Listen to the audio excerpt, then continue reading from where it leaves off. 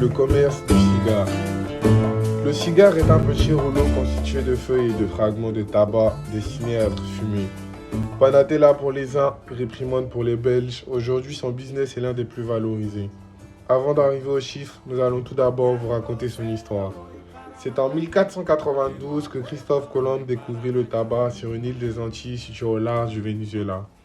On associe le Cuba au cigare pour la qualité de leurs produits, mais il n'y a pas que ce pays qui en fabrique. Parmi les producteurs, on a la République dominicaine, l'Honduras, le Nicaragua et même la France. Sa production se fait dans des champs de plusieurs hectares par des ouvriers qui sont eux-mêmes de grands consommateurs. Comme le disait mon grand-père, il faut toujours vérifier si le pommier n'a pas produit de poire.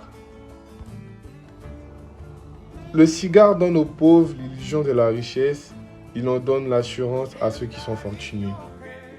En effet, dans les années 90, la forte vente des cigares a traduit une consommation indifférente aux catégories sociales. De plus, le cinéma a impacté la société avec ses diverses représentations du tabac. Il symbolisait souvent le pouvoir, la virilité, l'impertinence, les soumissions et l'activité intellectuelle. Selon certains, ça aide à réfléchir.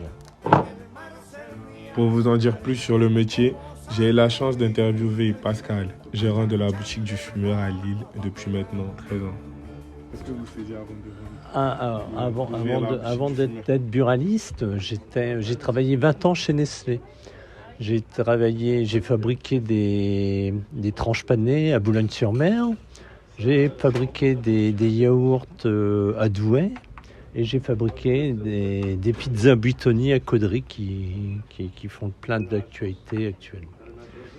D'où vous êtes venu l'idée d'ouvrir un bureau de tabac? Un plan social, ça faisait 20 ans que je travaillais chez Nestlé et j'avais envie de faire autre chose et d'être mon propre patron, entre guillemets.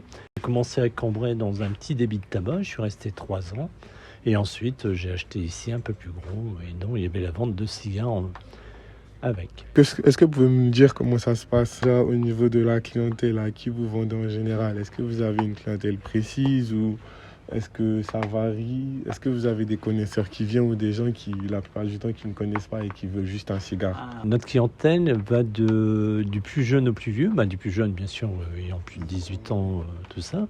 Donc on a des clients d'un certain âge qui sont des passionnés. Alors donc là on a certains clients qui fument toujours le même cigare, d'accord? Où là ils jurent que sur un seul cigare. Par contre, on a d'autres clients qui fument divers cigares, que ce soit des Cubains, République dominicaine ou d'autres trucs. Et ensuite, on a des clients jeunes, relativement jeunes, qui se mettent au cigare pour découvrir justement la passion du cigare.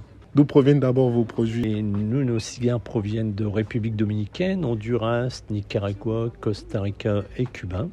Est-ce que vous arrivez à bien vendre les produits? Alors, le problème de la France, c'est qu'il y a énormément de taxes sur les produits du tabac. Il y a plus de 80% de taxes. Et donc, ça fait que les cigarettes et les cigares en particulier sont chers. Là, vous voyez, derrière moi, si on prend les Cubains, par exemple, on a des cigares à 20 euros pièce. Et si on vend du Cohiba, si on avait les Cohiba sont à 70 euros pièce. Donc ça fait qu'on n'a plus grand monde pour acheter des cigares à 70 euros pièce. D'accord ? Mais bon, ça reste quand même une activité où on a encore des clients. Clients que je recherche la plupart du temps entre e-learning et révision, car je suis aussi auto-entrepreneur dans la vente de cigares. En 2018, avec mon cousin, nous avons monté une entreprise de commercialisation de cigares 225 pour la Côte d'Ivoire, pays d'origine.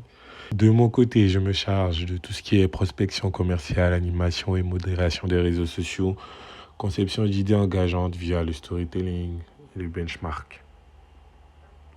Personnellement, je ne me projetterai pas dans la commercialisation de cigares dans le futur, c'est-à-dire que je n'en ferai pas mon gagne-pain principal. Mais quoi qu'il arrive, j'admire, j'ai une certaine passion et je tiens à préciser que je suis non-fumeur.